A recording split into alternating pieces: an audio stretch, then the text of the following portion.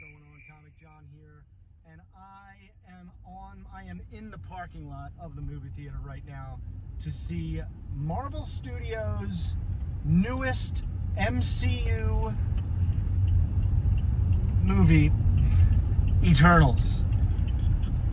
Directed by Chloe Zhao, starring Selma Hayek, Angelina Jolie, Kumail Nanjiani, and a whole bunch of other actors that I'm not very familiar with. So I'm really excited for this movie. I have a feeling, based on everything that I've heard so far, all the non-spoiler reviews that I've watched, this movie is going to be like a TV show, a very popular TV show that I loved. It's my favorite TV show of all time. But based on the audience reaction, I think this movie is going to be a lot like this TV show in that a lot of people absolutely love it, and then a lot of people, parts of it just went over their head and it just wasn't for them. I'll reveal what that TV show is after the movie. I'm going to go in now, guys. I can't wait. I'll see you after.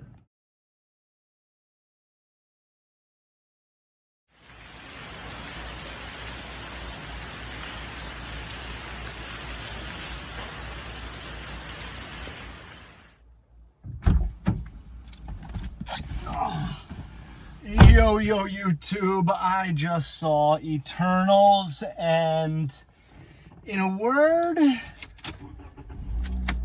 it was great. It was amazing. It was such a fun movie. There were so many things I liked about it. Beware, spoiler warning, before I even start blabbing away. Spoiler warning. I thought they kind of set the tone early for me.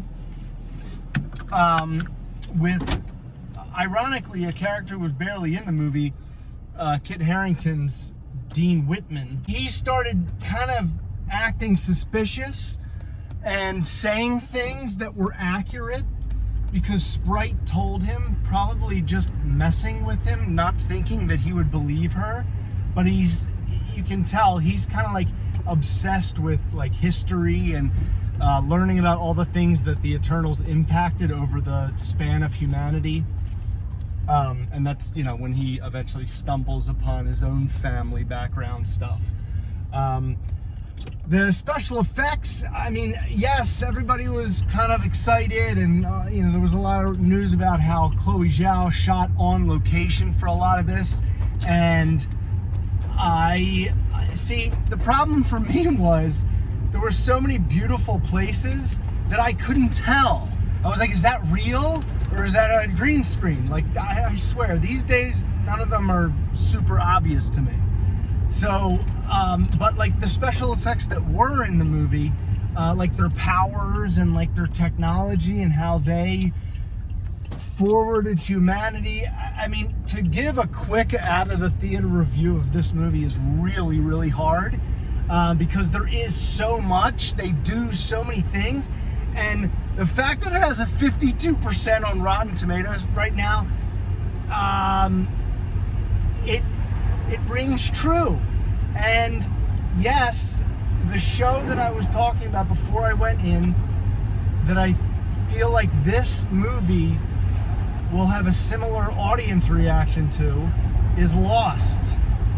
I feel like yeah, I think it's just going to be split down the middle. I think it's going to be 50-50. A lot of people are going to absolutely have such a good time with this movie. And a lot of people are going to nitpick the shit out of it. And I'm just not here to do that. I'm just here to enjoy and experience. And I got to tell you, this movie could have kept going. I loved all the characters. The story was cool. I was really concerned towards the end, like how they were even going to, you know, make this not happen. You know, the Celestial using Earth as like an incubator, basically, and sucking all humanity's energy out. Then Thanos snaps half of everything, so, you know, the Celestial buried in Earth doesn't have a lot of energy to break out. And then we bring everybody back, and the Celestial's coming out, and the Eternals were really only supposed to be there to make sure a Celestial hatches. But the Eternals fell in love with Earth because they've been on millions of other planets over millions of years, but none of them were Earth. None of them were like Earth. And they just fell in love with humans, which is just so, it was all so meta, because these grand beings called the Celestials made the Eternals, and they made Earth. Basically, like, human beings make computers, and we make cars. Whatever, we invent things. And eventually the computers are going to turn on us. And that's what happens in this movie. The Celestials' creation kind of like acted in its own interest instead of the creators. Which, I mean, again, I can't give like a real good, right out of the theater reaction to this, because it dives down so many different avenues of human storytelling that it's just, it'd be impossible. I'd have to drive, you know, from South Florida to Georgia. It's 1:30 in the morning right now, and I don't think I'm gonna sleep. Every moment of this movie where I thought I was starting to doubt, I got lost. I got sucked right into every part of this movie.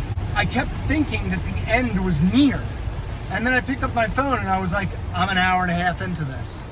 And they did that a couple times. Like the reports that this isn't like a typical 3-act Marvel movie, that is pretty accurate. The way that they tell the story is completely unique. Yes, it ends in a big boom boom flash, bing bang, zap zap battle. But the structure of the storytelling is completely different as far as Marvel movies are concerned. I really, really liked it. Now, the post-credit scene. Again, I'm just gonna kind of give you what's right at the top of my head right now. I love how they jumped into like all the negative shit that we do, like Phastos. Every one of these Eternals is awesome. Except for one. And I'll get to that in a bit. But Phastos, how he gave up on humanity, like, because he allowed our technology to create the atom bomb. And he's like, what the fuck? Like, this is not at all what I thought they would use with this knowledge and with this ability. It was just really, really good. Now, I've been saying that the cast, the acting, the characters, I love them all. I can't believe how Chloe Zhao pulled off 10 new characters, and I loved all of them. But 9, and it's not because of the character, it was because of the performance by Gemma Chan. Stale potato chips. Normally, she's unbelievable. Am I wrong? I don't know. I don't know if it was Gemma Chan or if it was the character. The character was cool, her abilities, and how she, you know, she had the biggest connection to the planet, so she could, like, alter it. Couldn't alter humans or, I don't think, animals. But her performance did nothing. I felt nothing from her. Makari and Druig, God, I want to see more of them. Thena and Gilgamesh, even though Gilgamesh is dead. Thena, Druig, and Makari at the end there, when post-credit scene number 1, the mid-credit scene. Pip the Troll! Pip the Troll! Well, I'm yelling. But, you know, there's a lot of characters. And I don't know who was playing him, Pip the Troll. He was like half, CGI, and then like deep fake a real person, a real actor's face. But I couldn't catch the voice because he was, he was being weird. I knew it was Pip the Troll the second I saw him. And for a second, I got real excited that Silver Surfer was coming. But no, it's Harry Styles as Eros, Thanos' brother. And he wasn't all make-upped or anything. He just looked like a normal human. Star Fox is what they call him.